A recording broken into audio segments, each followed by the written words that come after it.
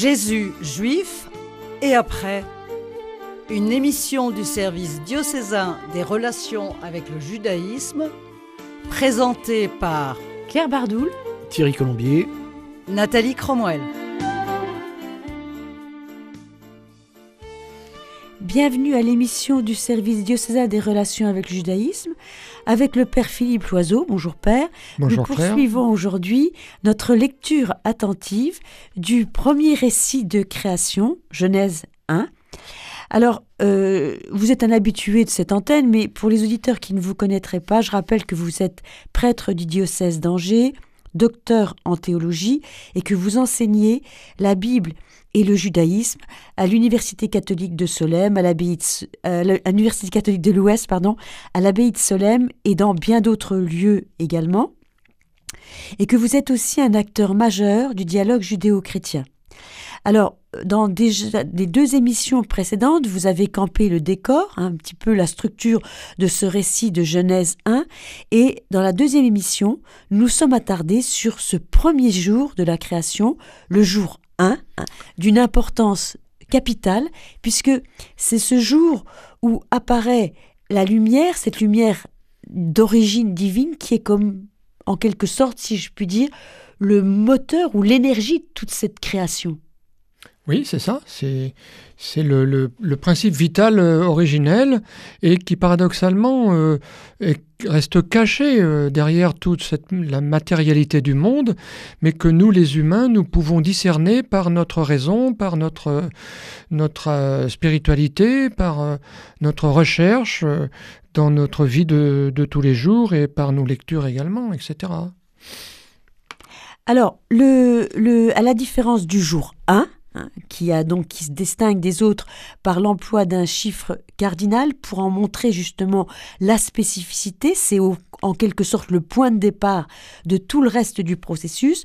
Nous passons maintenant au deuxième jour. Alors, je vous laisse peut-être lire le texte. Oui, alors, à partir du verset 6 jusqu'au verset 8 de chapitre 1 de la Genèse. « Et le Seigneur dit qu'il y ait un firmament au milieu des eaux et qu'il sépare les eaux.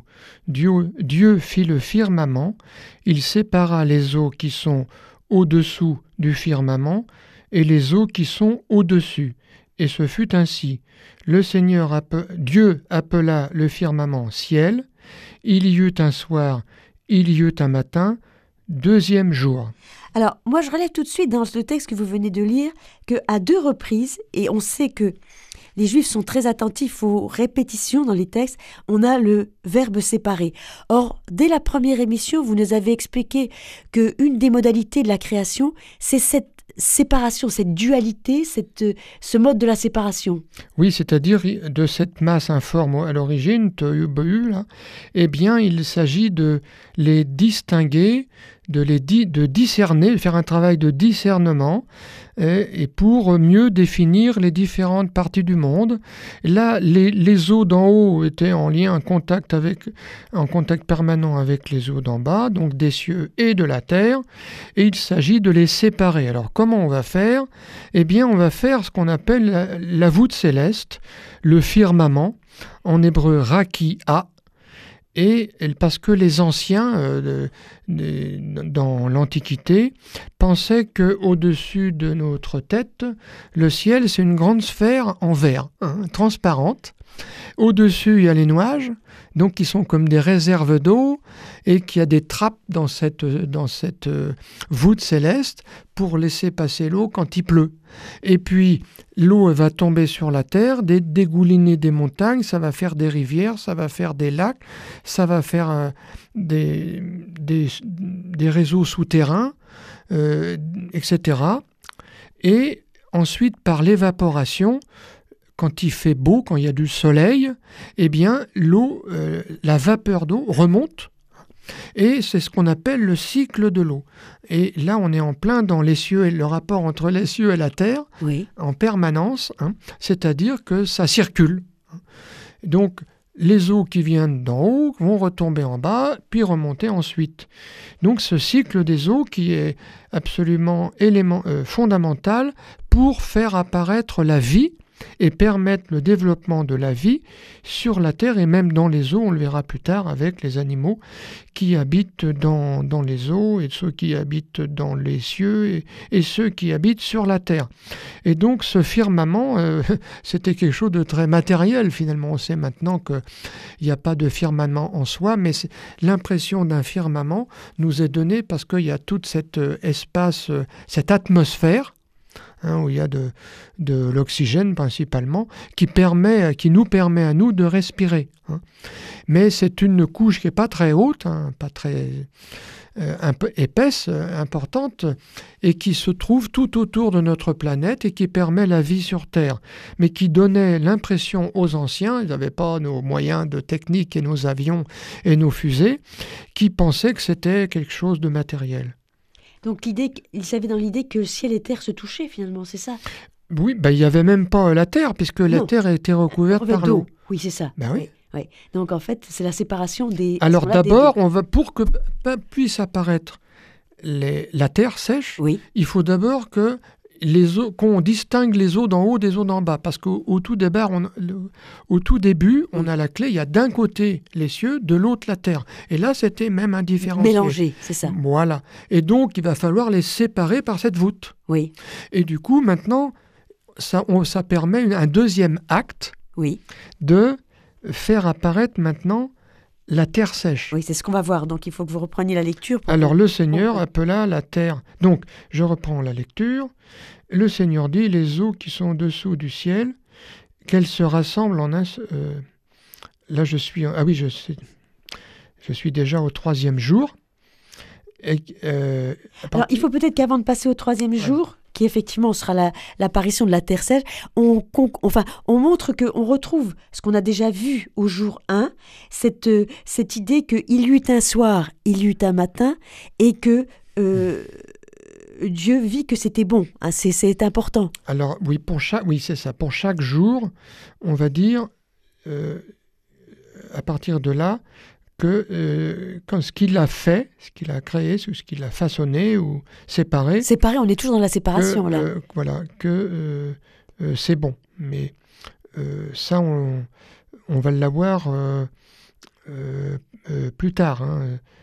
C'est à partir du 3e jour, je pense. D'abord, il fait il appelle le firmament ciel. Il y eut un soir, il y eut un matin. 2e jour, c'est par la suite qu'on va nous dire si cela est bon. Oui, c'est exact, oui, effectivement, oui. En fait, mais en revanche, il y a déjà bien ce rythme du « il y eut un soir, il y eut un matin ». Alors celui-là, on le retrouve en permanence, sauf pour le 7e jour. Oui. Donc, on arrive après, une fois que le firmament est créé, cette séparation entre ciel et terre, on voit émerger alors la terre, les continents en quelque sorte, la terre ferme. Alors la séparation entre les eaux d'en haut et les eaux d'en bas. Oui, on n'est pas habitué, nous, à parler comme ça, mais la Bible parle souvent comme ça. Oui. Les eaux d'en haut, les eaux d'en bas, ce qui vient d'en haut, ça vient de Dieu, ce qui va aller en bas, c'est pour que on puisse l'accueillir, nous, sur terre, etc.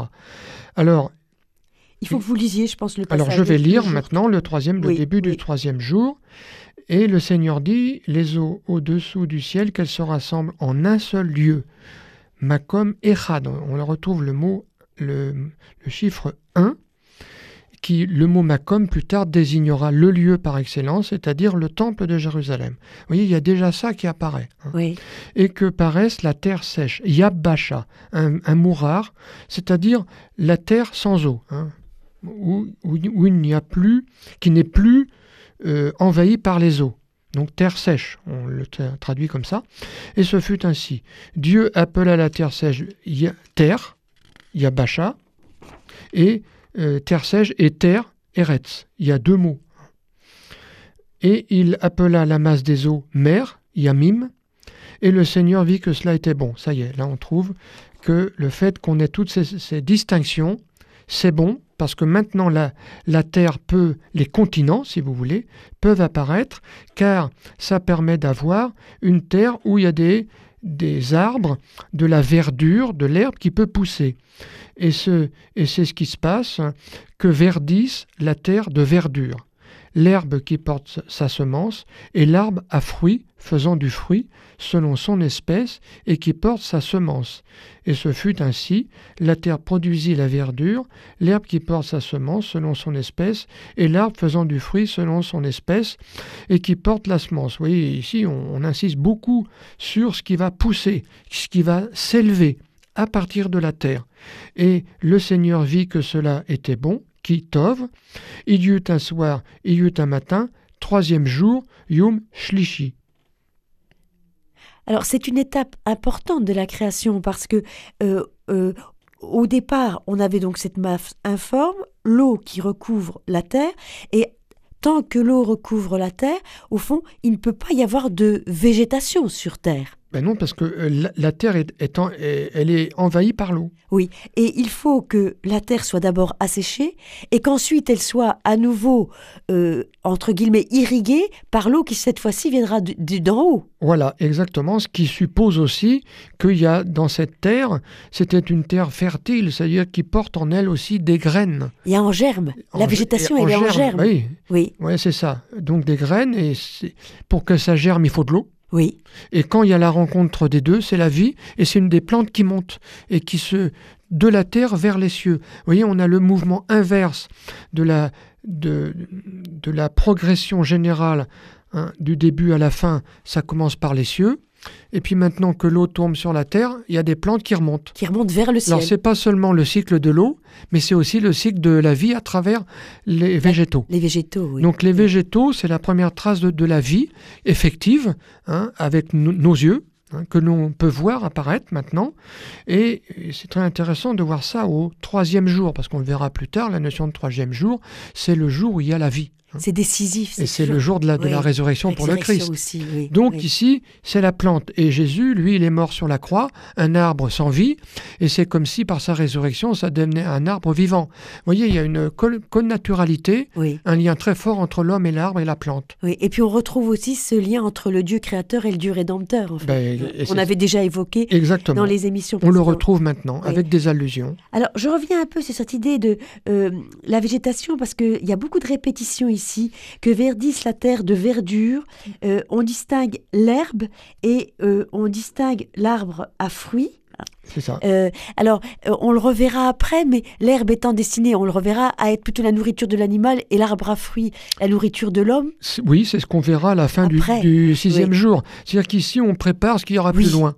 En fait, le jour 1, 2e et 3e sont des jours qui prépare ce qui va se passer à la fin. Oui. Et au centre, c'est le 4e jour. Et alors, on rappelle à plusieurs reprises aussi cette histoire de semence, qui porte sa semence.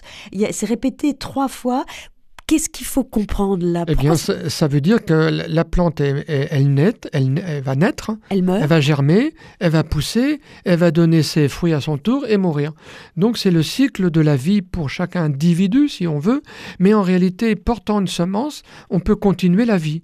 Oui. De même pour nous, y a un couple qui se forme, ils se marient, ça peut faire des bébés, des enfants, à leur tour ils vont grandir et en faire d'autres. Ça veut dire qu'individuellement, il y a le cycle vie-mort, mais au niveau de la succession des générations, eh bien, il y a la vie qui se poursuit. Oui, c'est effectivement cette idée de vie. On va le retrouver ça pour les humains aussi. Aussi, oui. Alors, pourquoi insiste-t-on aussi sur chaque espèce selon son espèce? C'est très important, c'est pour montrer, déjà nous faire percevoir cette diversité de la création. Exactement, c'est-à-dire que de plus on va, plus il y a une diversité, plus on se distingue. À l'origine, c'est une masse informe, et plus ça avance, plus il y a de la vie, plus il y a d'arbres, plus il y a de plantes, puis après on verra les animaux, et nous les êtres humains, et bien plus tous les individus de chaque espèce vont produire encore, et il y a de plus en plus une diversité dans le monde vivant. Nous, on en parle beaucoup aujourd'hui, mais à cause du comportement humain, où on va choisir plutôt telle ou telle plante qu'on va cultiver uniformément, eh bien, et on peut aussi oublier ou peut-être faire mourir d'autres plantes, alors que normalement, dans le monde, il faut qu'il y ait une diversité. Tout est complémentaire. Avec une variabilité entre chaque plante, entre chaque animal. Il y a une diversité de vie absolument incroyable à l'origine. Et une complémentarité, si on touche... Oui, absolument. Parce qu'on commence à comprendre que si on touche à cet équilibre, on le compromet. On appelle ça l'équilibre écologique. Oui, qui est... Un écosystème. Dont la Bible a conscience. Tout est relié. Oui. Exactement. Et c'est nous, par nos pratiques modernes, on a plutôt tendance à détruire cette diversité. Oui. Parce que au lieu d'aller avec la nature, on fait contre. Mais on a tort. Plus on apprend, c'est ce qu'on appelle une agriculture écologique, apprendre à faire avec la nature elle-même. Et là, c'est là qu'on va produire peut-être moins de quantité, mais de meilleure qualité. Ouais. Et on retrouve ça si on se met à l'écoute de la Bible, finalement. C'est ce que dit la Bible dès le départ. Dès le départ. L'écologie première, elle est là. Elle est là, oui. Alors, je rappelle aux auditeurs qu'ils suivent l'émission du service diocésain des relations avec le judaïsme. Et avec le Père Loiseau, nous faisons une lecture attentive de Genèse 1. Alors, nous en sommes donc au 3e jour, à l'apparition, à la séparation des eaux, à l'émergence de la terre, et avec l'émergence de la terre, l'émergence de la végétation contenue en puissance dans cette terre. J'ai résumé les choses correctement. C'est ça. C'est-à-dire que plus le temps passe, plus il y a une diversification, plus il y a de relations aussi entre les êtres vivants, les sols, les plantes, les arbres, les racines, et les animaux. Tout ça, ça forme un ensemble cohérent. Et un équilibre se fait. Alors évidemment, l'homme doit apprendre, et notamment l'homme moderne, doit apprendre à faire avec cette diversité au lieu d'entrer dans une adversité. Oui, faire avec. De l'adversité à la diversité. Et pas contre, oui. D'autant plus qu'on insiste beaucoup sur cette reproduction, ce cycle de reproduction aussi spontané en fait. Oui, c'est la force de vie, c'est la lumière initiale qui est dans chaque individu vivant, quel qu'il soit. Voilà. Alors, nous allons passer au 4e jour, qui est aussi une étape importante. Donc, je vous laisse à nouveau lire. Bien, donc c'est à partir du verset 14 qu'il y ait des luminaires, Dieu dit qu'il y ait des luminaires au firmament du ciel pour séparer le jour de la nuit, qu'ils soient des signes pour les fêtes, pour les jours et les années, qu'il soit au firmament du ciel des luminaires pour éclairer, pour éclairer la terre. Et ce fut ainsi. Le Seigneur fit les 2 grands luminaires, le grand pour dominer le jour et le petit luminaire pour dominer sur la nuit et les étoiles. Et il les plaça au firmament, accrochés à cette voûte céleste pour éclairer la terre, pour dominer sur le jour et sur la nuit et séparer la lumière des ténèbres. Et il y eut un soir, il y eut un matin, 4e jour. Alors là, c'est intéressant parce qu'on a déjà évoqué au jour 1, donc cette lumière qui vient, en fait, cette lumière d'origine divine qui a été l'énergie créatrice. Et là, on assiste à la création des astres, la lune et le soleil, pour en fait une espèce de lumière naturelle, si je puis dire. Oui, c'est ça. C'est une dérivation, c'est-à-dire que ça vient de cette lumière primordiale, initiale, qui prend au niveau physique, matériel, la forme d'astres, d'étoiles qu'on accroche au firmament comme des lampes, assez étonnant, pour éclairer la Terre. Donc, ce qui est étonnant, on nous dit les 2 grands luminaires. Alors, il y en a un qui s'appelle le grand pour dominer le jour, et puis l'autre, le petit luminaire pour dominer le jour et la nuit et séparer la lumière des ténèbres. Oui, alors là, il y a un peu de contradiction, parce qu'ils sont tous les 2 grands, puis finalement, il y en a un grand et un petit. Voilà, le soleil est le grand et la lune est le petit. Voilà. Alors pourquoi Alors souvent, on s'en aperçoit pas, parce qu'au lieu de dire grand et petit luminaire, on dit le soleil et la lune. On a résolu le problème. Ah oui. Mais là, effectivement, en fait, c'est ça que ça veut dire. Mais c'est étonnant qu'on dise 2 grands. Mais ça se comprend, parce qu'il y en a un qui est grand pour le jour et l'autre pour la nuit. La nuit, c'est la nuit, mais elle n'est pas complètement nuit. Il y a quand même, grâce à la lune, de la luminosité un Oui. peu. Et le jour, c'est éclairé par le soleil. Là, il y a beaucoup de lumière. Mais on sait qu'il peut y avoir des nuages aussi, hein, c'est sous-entendu.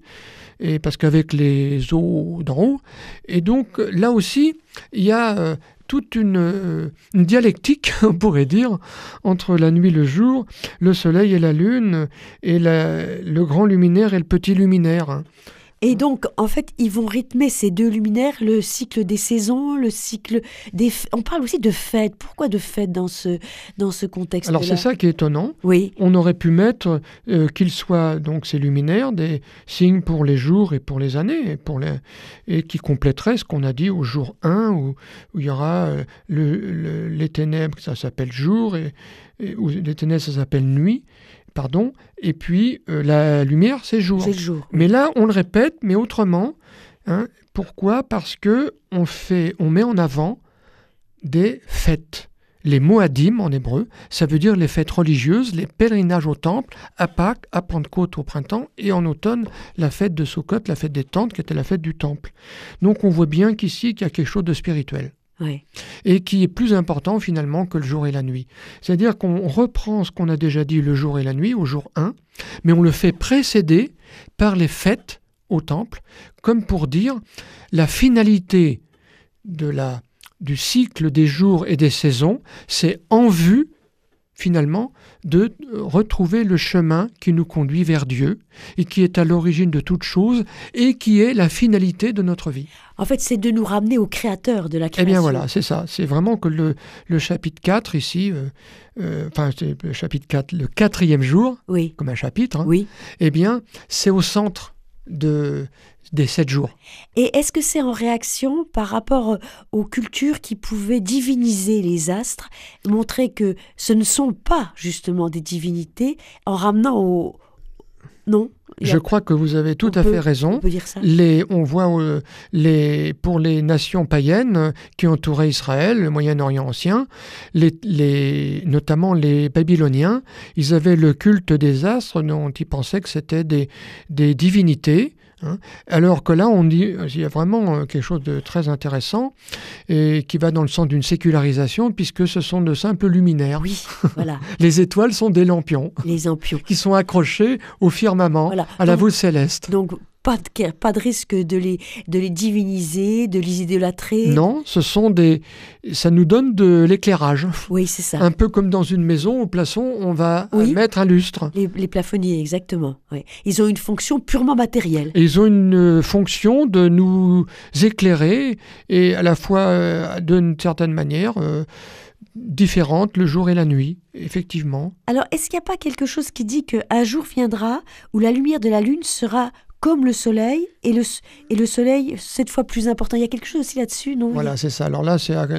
à l'origine, c'est un texte biblique, Isaïe 30, verset 26, mais qu'on retrouve dans un commentaire juif ancien, un midrash, où, à propos de ces deux luminaires, un grand et un petit, un des deux va dire à Dieu, mais tu t'es contredit. Tu dis qu'il y a deux grands, puis il y en a un qui est grand et l'autre qui est petit, et Dieu répond, eh bien, puisque c'est toi qui as trouvé, c'est toi qui seras la petite. Donc la lune. Alors elle se rebille, mais c'est pas normal, pourquoi tu me fais ça?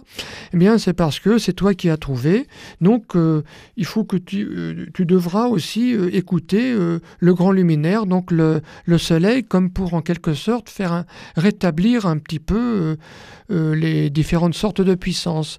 La puissance qu'on pourrait dire dans le raisonnement, dans la pensée, et puis qui doit se faire petite, pour ne pas s'enorgueillir de sa puissance intellectuelle, et puis la puissance plus matérielle du soleil, qui apparemment est plus grand, mais on nous dit qu'un jour, et Dieu dit, la lumière de la lune sera comme la lumière du soleil, et la lumière du soleil sera 7 fois comme la lumière des 7 jours. Isaïe 30, verset 26, c'est-à-dire qu'un jour viendra où les deux luminaires redeviendront très grands tous les deux, et la lumière sera beaucoup plus puissante.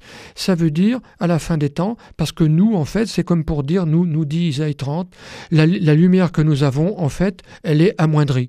Oui. à cause du péché originel, à cause de tout le mal que nous faisons, mais on doit rechercher la lumière divine, la lumière céleste, la spiritualité qui pour nous permettre un jour d'entrer dans ce paradis où qui ne sera que lumière. Oui, où il n'y aura plus ni jour ni nuit, puisque ce sera la lumière.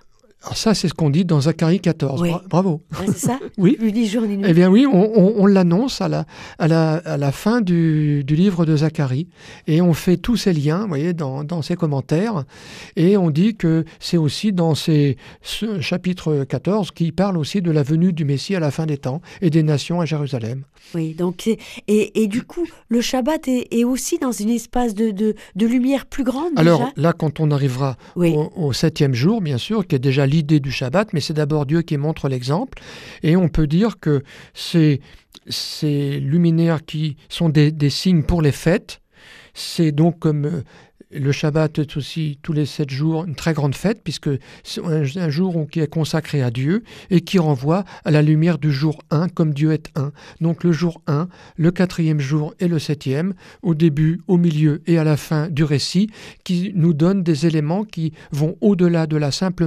matérialité du monde, de la création, mais qui nous en donnent aussi toute la spiritualité. Oui, et tout le côté invisible en quelque sorte. Ben oui, que l'homme seul peut discerner. Oui, que l'homme seul. Alors nous arrivons à la fin de cette 3e émission. Nous avons un petit peu avancé dans le récit de la Genèse. Maintenant, la terre ferme est en place, le soleil et la lune. Nous continuerons dans une prochaine émission la suite de ce récit.